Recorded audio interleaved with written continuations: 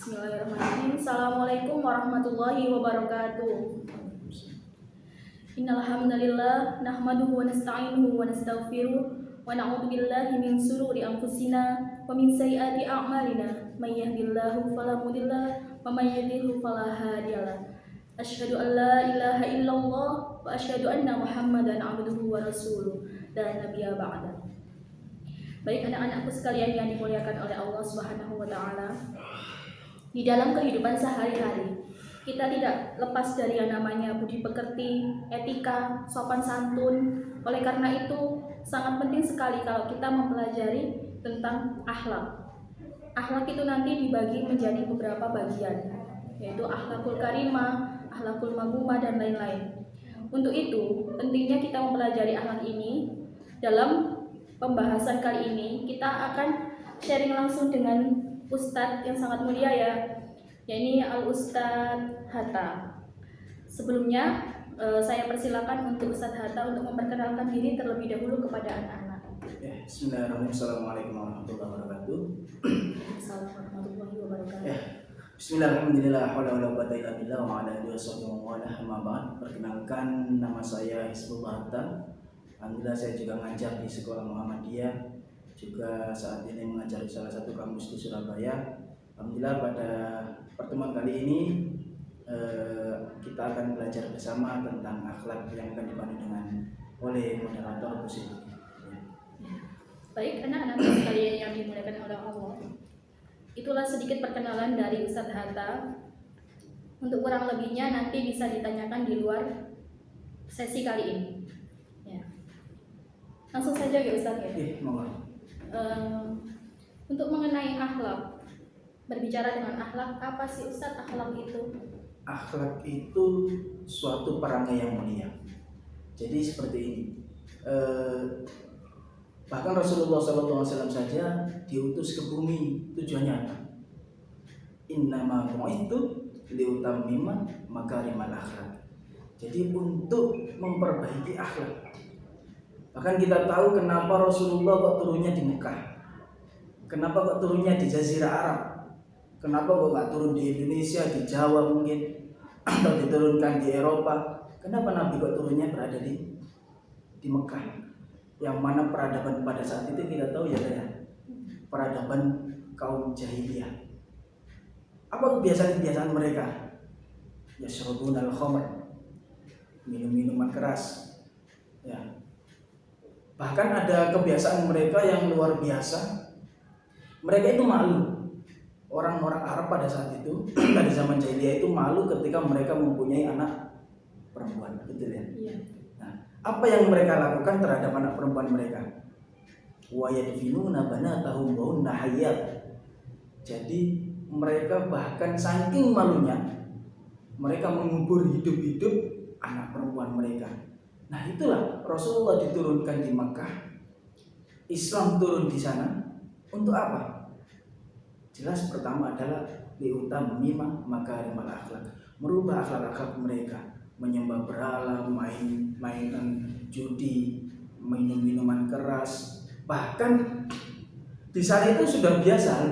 Kalau hiburan kita kan di sini mungkin nonton bola atau apa. Hiburan mereka di sana itu apa? Hiburan mereka di sana itu keroyokan, jadi antara kaum satu dengan kaum lain, desa satu dengan desa lain, itu kalau nggak bikin tawuran itu nggak enak. Itu hiburan mereka. Nah maka ada suku Aus, suku Khazraj dan lain sebagainya. Nah makanya Rasulullah innama bu'itsu liutammima makarimal akhlak. Dan ketika Islam datang ke situ, luar biasa perubahan-perubahan itu terjadi. Maka akhirnya mudah untuk diterima oleh mereka. Mengenai akhlak ya. Akhlak itu kan nanti dibagi bermacam-macam ya. Kenapa? Karena kita manusia otomatis berhubungan dengan yang pertama dengan Allah, kemudian yang kedua dengan sesama manusia dan juga terhadap lingkungan. Nah, untuk pembahasan kali ini mungkin kita lebih kerucutkan lagi ya. Kita akan membahas mengenai adab bergaul dengan sesama. Pertanyaannya, ya, saya boleh bertanya ya? Boleh silakan. Ya. Bolehkah kita bergaul dengan semua orang? Ataukah ada batasan-batasan tertentu dalam Islam jika kita bergaul dengan sesama? Seperti itu. Ya, baik, pertanyaan yang sangat bagus. Kadang kita dibilang sama teman, alah kamu pilih-pilih teman, gitu kan ya. Nah, di dalam Islam sendiri pilih teman itu malah wajib. Kita harus memilih teman, bukan kita memilih teman itu memilih teman gini ya. Bukan memilih teman, oh dia anaknya ini tukang sayur, saya nggak mau berteman dengannya. Bukan gitu. Oh dia anaknya orang yang nggak punya, saya nggak mau saya berteman dengan orang yang kaya saja, yang dia punya mobil dan lain sebagainya supaya enak saya bisa jalan-jalan kemana saja. Enggak, bukan seperti itu. Tapi bagaimana kita mencari teman, bagaimana kita bergaul kepada seseorang adalah kita benar-benar memilih. Karena ini tuntunan. Jadi gini, perjalanan manusia kita hidup di dunia ini kan sama dengan melakukan safar, melakukan suatu perjalanan. Kita dari lahir kita, kemudian pasti perjalanan kita ini ada ujungnya. Dan ujungnya apa? Ujungnya adalah kematian, pasti. Nah, teman ini akan sangat berpengaruh dalam bagaimana kita menempuh hidup. Betul kan? Bahkan perilaku-perilaku kita itu bisa ditentukan dengan siapa kita bergaul. Kita ketika ingin mengetahui seseorang misalnya, oh si A ini, kita bisa mengetahui orang yang ada di sekitar dia siapa saja. Nah, maka kita bisa tahu dia anak baik atau anak gak baik, itu bisa kita lihat dari lingkungan siapa saja teman-temannya dia. Istilahnya gini, ketika kita misalnya kita berteman dengan seorang pemabuk misalnya, ya siapa saja kita gauli, saya gauli semua Ustaz. Pemabuk, preman, siapa, semuanya saya bergaul, perampok, pezina dan lain sebagainya. Ketika kita bergaul dengan seorang pemabuk, oke, kita mungkin tidak ikut mabuk, tapi kita ikut kumpul-kumpul bersama mereka di suatu tempat yang mana mereka minum-minum. Pertama kita nggak ikut mabuk, kita hanya lihat-lihat saja. Setidaknya kita melihat saja apa yang kita dapatkan di situ. Orang mabuk sadar nggak? Enggak. Ucapan yang keluar dari orang-orang mabuk itu kira-kira hal-hal yang baik apa ya, Bu? Pasti jelas yang buruk. Dan itu kita dengar terus-menerus, itu kita serap terus-menerus. Ya, awalnya kata buruk asing di pikiran kita, tapi suatu hal yang terulang-ulang dari waktu ke waktu itu akan menjadi suatu hal yang melekat di dalam pikiran kita, sehingga perkataan-perkataan kotor sudah terbiasa. Ya, ketika kita mengatakan suatu hal yang buruk, hal yang jelek, perkataan kotor, tapi kita tidak merasa bahwasanya kita mengucapkan itu, maka ada yang salah di dalam hati kita. Ya, karena apa? Al-kalamul fahish la yakhruj illa min famil fahish. Perkataan yang buruk tidak akan keluar kecuali dari mulut yang kotor. Nah, ketika kita berkumpul dengan siklus orang-orang yang seperti itu, perkataan kotor itu sudah biasa. Ya. Bahkan kita tiap hari ketika kita berkumpul dengan mereka pasti kita akan mencium bau minuman sekali, 2 kali, 3 kali, kita mungkin gak ikut. Tapi ke 1000, ke 100, ke 1000 kali apakah kita bisa menjamin diri kita tidak ikut? Nah, di situ.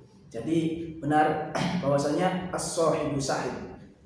Teman itu pasti akan menarik kita di mana kita berada. Kita bergaul dengan preman. Ya, salah enggak? Ya salah.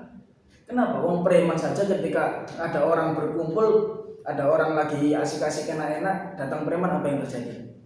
Kabur semuanya kan? Iya. Nah, Ustaz, saya kan pengen memperluas relasi saya supaya nanti ketika saya dewasa saya mudah membangun jaringan dan lain sebagainya. Apa yang mau Anda bangun jaringan dengan orang-orang pemabuk? Apa jaringan yang ingin Anda bangun dengan orang-orang preman? Ya. Maka ketika kita salah bergaul, sekarang kita bergaul dengan siapa, itu akan menentukan kita bagaimana kita 5, 10, 15 tahun kita yang akan datang. Itu kita ditentukan dengan hari ini, dengan siapa kita bergaul.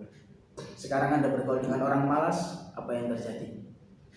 Ya, apalagi orang malas itu luar biasa ini, akan sangat menghambat sekali perkembangan kita dalam belajar misalnya. Kita bergaul dengan orang, ngapain belajar? Sini aja, jalan-jalan dan lain sebagainya. belajar kok gitu-gitu aja. Nah, hal yang biasa mungkin diucapkan, tapi kalau ini sudah terbiasa menjadi kebiasaan kita setiap hari, nah, kita akan merasakan efek dampaknya nanti. Seperti itu. Ya, terima kasih Ustaz. Kemudian pertanyaan selanjutnya, bagaimana sih kita itu caranya memilih teman yang baik? Nah, terus bagaimana kalau misalkan kita ada kesalahan dalam memilih teman? Apakah kita meninggalkan begitu saja atau bagaimana? Oke. Baik.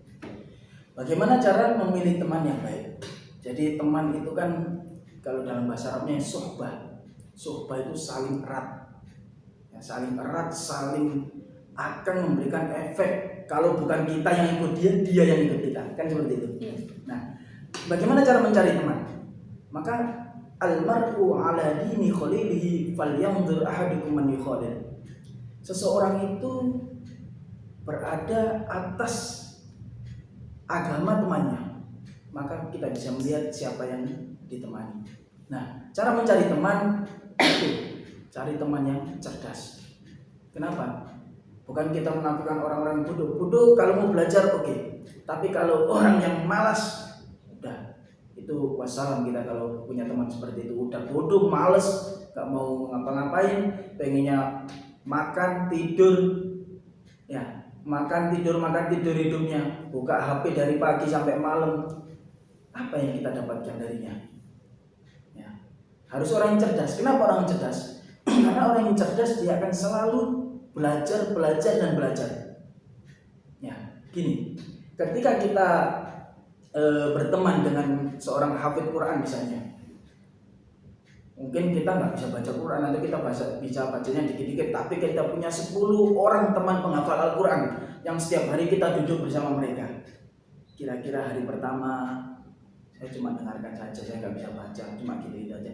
Hari kedua, hari ketiga, hari keempat, terus berhari-hari kita bersama mereka. Bisa-bisa kita yang tidak ada keinginan untuk menghafal itu mendengar saja sudah hafal pertama. Kemudian setelah kita hafal sedikit demi sedikit, kita akan pasti ikut. Nah, itu kalau kita berteman dengan orang-orang yang cerdas. Kemudian siapa lagi? Yaitu orang yang akhlaknya baik. Kenapa kita harus berteman dengan orang yang akhlak baik? Ya, karena jelas orang yang baik pasti akan menarik kita dalam kebaikan. Segala hal yang kita lakukan, kita pasti jangan gini. Ya, pasti ketika kita salah pasti kita diingatkan. Oh, yang seakan-akan ketika kita melakukan suatu hal yang salah, tapi hari ini loh biasa. Tapi karena dia tahu, dia baik, dia akhlaknya baik, akhirnya dia memberitahu kita, oh ini salah seperti ini. Ya, harusnya seperti ini. Nah, jadi seperti itu. Akhlaknya yang baik. Kemudian yang ketiga bukan orang yang fasik, orang yang suka maksiat, orang yang suka berbuat hal-hal yang buruk. Karena orang yang fasik jelas akan mempengaruhi kita dalam bermuamalah, kita dalam beribadah. Ngapain lo ke masjid? Kan gitu. Masih zaman tak ke masjid. Ayo mil aku aja nang warung kopi.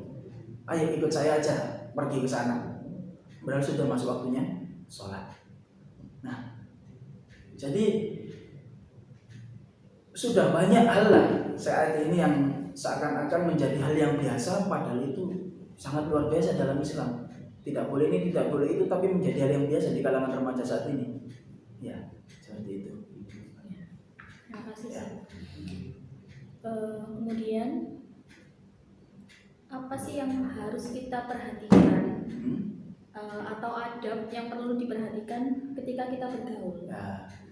Jadi seorang berteman dengan orang lain itu pasti ada norma-norma, ada adab-adab bagaimana kita bergaul dengan orang, sehingga kita bergaul dengan seseorang tidak sampai menyakiti orang, sehingga ketika kita berbicara kita tahu dengan siapa kita berbicara. Kan ada terkadang kita itu kita mengucapkan, kita nadanya bercanda, tapi kita tidak tahu karakter dia, sehingga ketika ucapan yang kita ucapkan yang awalnya kita berniat untuk bercanda bisa menyakiti dirinya. Nah, kita harus tahu. Maka di dalam bergaul yang pertama adalah saling menghormati antara satu dengan yang lain. saling menghormati antara yang tua dengan yang muda. Ketika teman kita lebih tua, bagaimana kita menghormatinya. Ketika teman kita sebaya, maka kita tetap harus saling menghormati. Ya, jangan sampai respect itu tidak ada di dalam diri kita.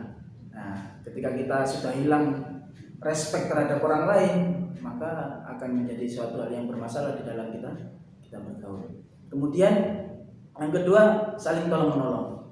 Ya, saling tolong menolong. Jadi teman itu bukan yang datang kepada kita hanya di saat kita banyak uang ya. Kayaknya gitu kan biasanya. sampai dikatakan bahwasanya in qallama li falafil yusahibuni wa in zadama li fakul nasikhulani.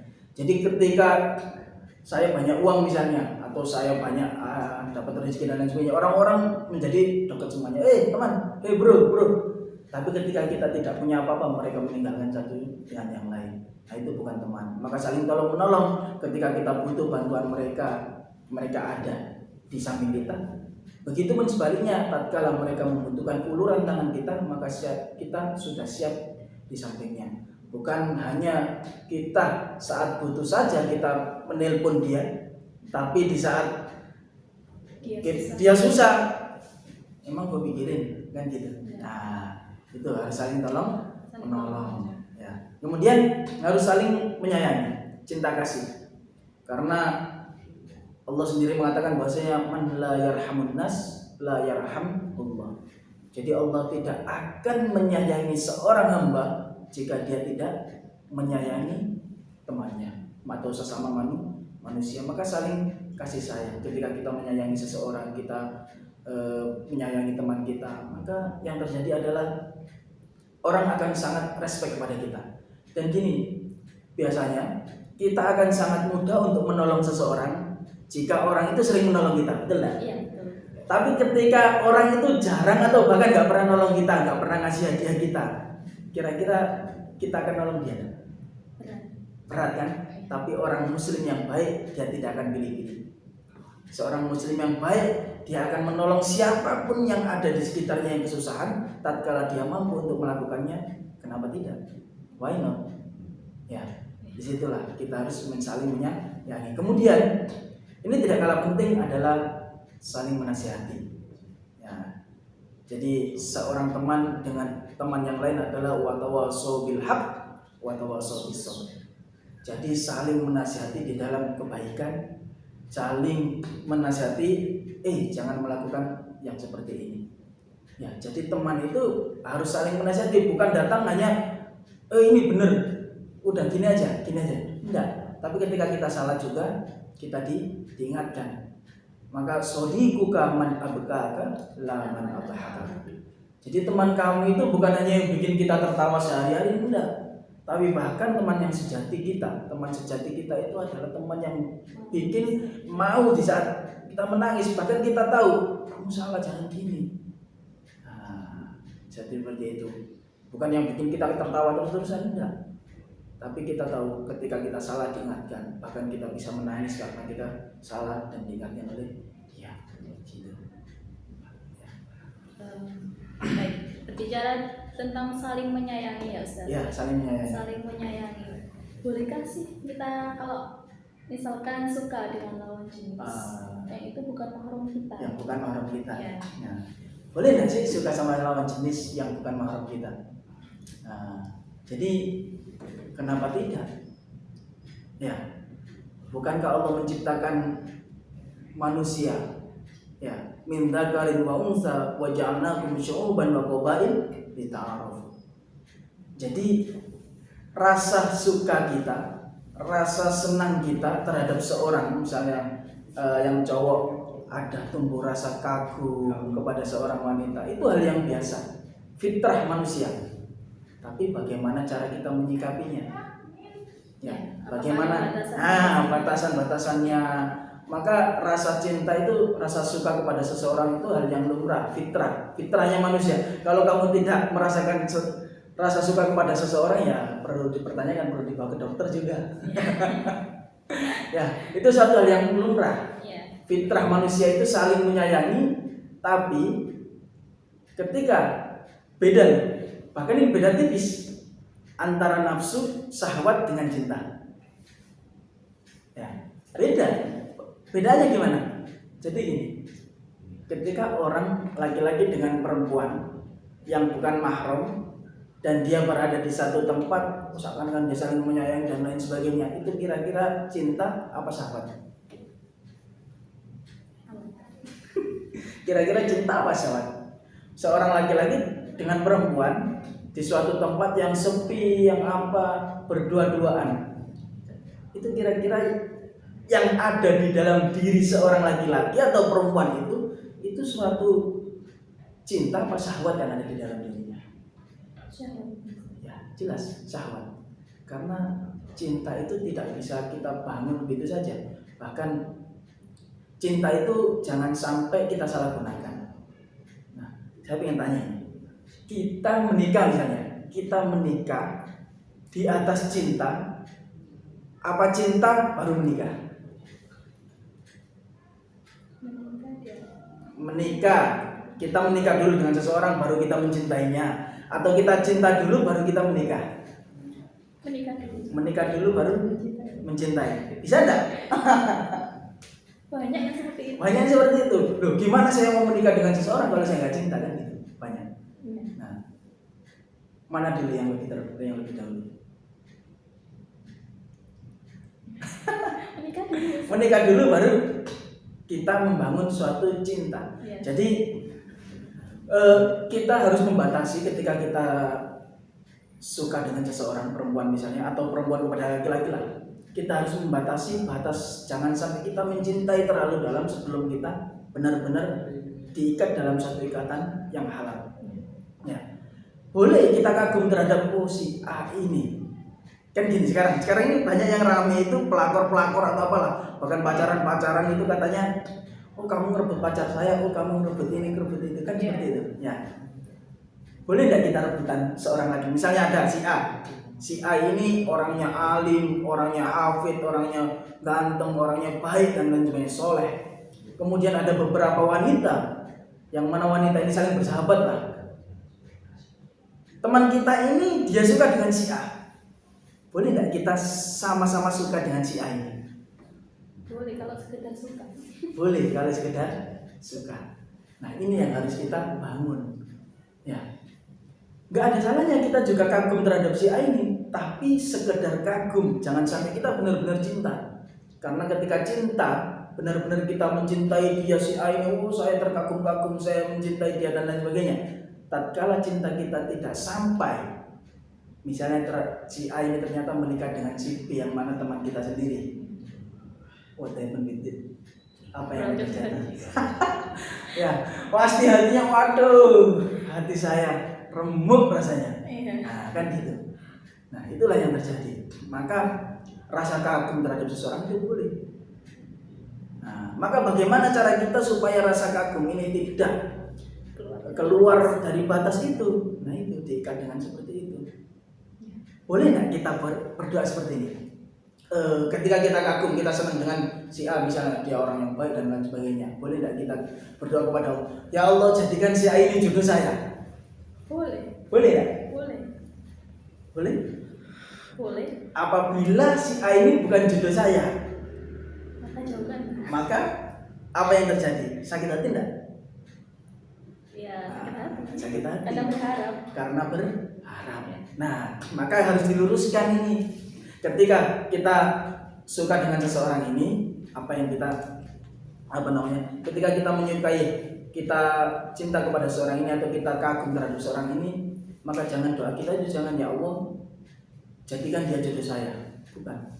Tapi kita sholat istikharah, kita berdoa, Allahumma inni astakhiruka bi'ilmika wa astaqdiruka bi qudratika wa as'aluka min fadlikal azim fa innaka taqdir wa la aqdir. Dan yang paling penting, fa innaka ta'lam wa la a'lam, kau yang tahu ya Allah. In kana hadzal amra khairun li fi dini wa ma'ashi wa aqibatu amri faqdir li. Maka jika dia ini benar-benar yang akan membimbing saya dalam hidup, dia ini akan sangat baik untuk kehidupan saya nanti, untuk agama saya nanti, untuk keluarga saya nanti, maka faqdir li. Tapi kebaliknya, wa in kana syarran fasrifu anni wasrifni anhu waqdir liyal khairu haitsu kana sumarminifi. Maka tatkala jikalau dia yang kelihatan di mata saya ini baik, ya, tapi dia menurut engkau ya Allah tidak cocok dengan saya, maka jauhkan dari saya. Nah, jadi kan bukan kita, ya Allah jadikan dia takdir saya, enggak, bukan. Tapi berikan saya takdir yang terbaik. Jikalau dia memang akan menjadi yang terbaik buat saya, maka takdirkan dia. Jika tidak, maka jauhkan dia dari saya. Nah, seperti itu. Itu yang susah. Itu yang susah. Nah, jadi seperti itu. Ya, mungkin yang terakhir ya Ustaz. Ya. Larangan apa saja yang tidak diperbolehkan dalam bergaul dengan lawan jenis? Larangan apa saja? Tentu banyak kan. Pertama adalah berkholwat, atau berkholwat itu apa? Berdua-duaan. Berdua-duaan entah di tempat sepi, entah di tempat ramai. Loh, di tempat ramai kenapa nggak boleh Ustaz? Sebenarnya boleh di tempat ramai. Tapi kalau orang pacaran kira-kira sekarang di tempat sepi aja apa di tempat ramai? Dua-duanya.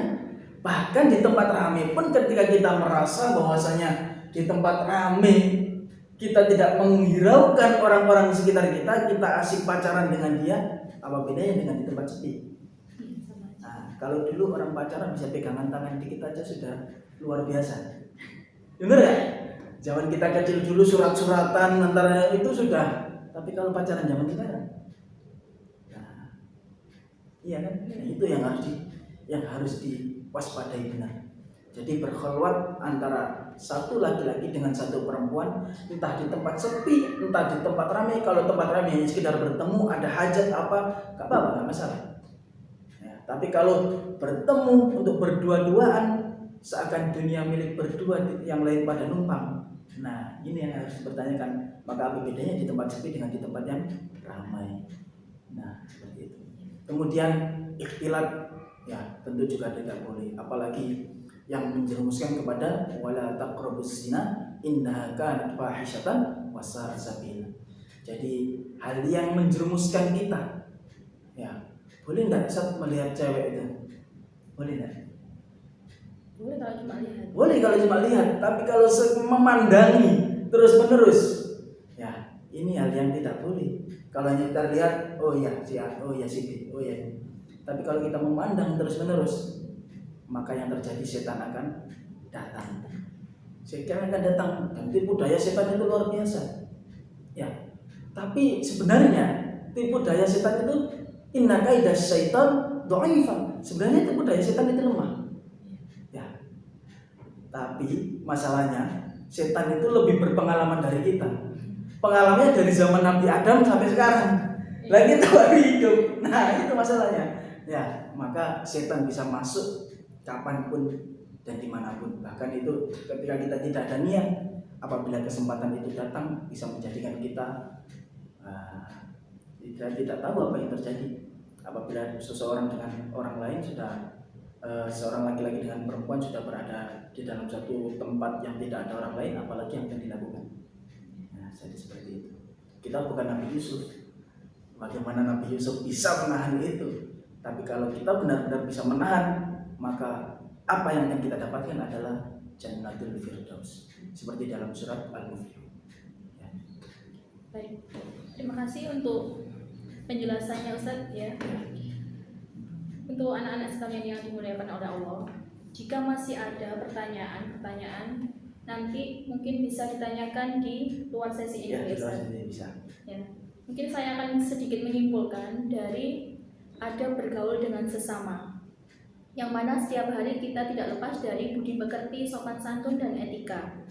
Maka dari itu pandai-pandailah dalam bergaul atau memilih teman, yaitu misalkan dengan memilih teman yang cerdas, di mana jika teman kita itu cerdas maka akan dapat memotivasi atau memberi semangat kepada kita untuk lebih belajar dan belajar lagi. Selain itu teman yang akhlaknya baik, yang mampu mengingatkan kita di saat kita salah, seperti itu Ustaz.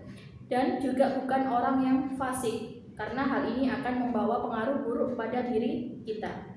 Selain itu, kita harus memperhatikan adab-adab bergaul, di mana kita harus saling menghormati sesama, saling tolong-menolong, dengan tidak membedakan satu sama lain, kemudian saling menyayangi, tidak pilih-pilih dalam berteman, ya. Maksudnya dalam memilih teman itu, saat ada teman kita yang membutuhkan, kita langsung memberikan bantuan, ya, dan juga saling menasehati. Kemudian larangan-larangannya yaitu kita tidak diperbolehkan untuk berhalwat dengan lawan jenis dan juga ikhtilat, seperti itu biasanya. Jadi dari situ kurang lebihnya kami mohon maaf yang sebesar-besarnya. Sebelum sesi ini ditutup, untuk doa saya serahkan kepada Ustadz Hanta. Namun sebelumnya di sini kami sebagai moderator, apabila ada kata-kata atau tingkah laku yang kurang berkenan, kami mohon maaf yang sebesar-besarnya. Akhirul kalam. Wassalamualaikum warahmatullahi wabarakatuh. Waalaikumsalam warahmatullahi wabarakatuh. Monggo Ustadz ditutup dengan doa. Ya, anak-anak sekalian, ya di bulan Ramadan yang penuh keberkahan ini, jangan sampai momen-momen itu terlewat begitu saja. Maka Nabi pun menyampaikan dan akan sangat jauh orang yang dia mendapatkan bulan Ramadan falam yughfar lahu, tapi dia tidak diampuni dosa-dosanya. Maka ini adalah momen yang terpenting bagi kita, momen yang terbaik bagi kita untuk memperbanyak ibadah, untuk memperbanyak amalan-amalan yang baik, baca Al-Quran dan lain sebagainya, dan jauhi maksiat. Karena di bulan-bulan ini pahala-pahala akan dilipat gandakan. Nah, mari kita berdoa sebanyak-banyaknya. A'udzubillahi minasyaitonir rajim. Bismillahirrahmanirrahim. Allahumma shalli ala Muhammad wa sallim wa ala kulli sahabati rasulillah min alhamdulillahirabbil alamin. Rabbana ighfir lana wa li ikhwanina alladhina sabaquna bil iman wa la taj'al fi qulubina ghillan lil ladzina amanu rabbana innaka ra'ufur rahim. Allahumma arinal haqqa haqqan warzuqna ittiba'ah wa arinal batila batila warzuqna ijtinabah. Rabbana watina ma wa'adtana ala rusulika wa la tukhzina yawmal qiyamah innaka la tukhliful mi'ad. Rabbana atina fid dunya hasanah wa fil akhirati hasanah wa qina adzabannar. Walhamdulillahi rabbil alamin. Ya, baik, saya tutup. Wassalamualaikum warahmatullahi wabarakatuh. Waalaikumsalam warahmatullahi wabarakatuh.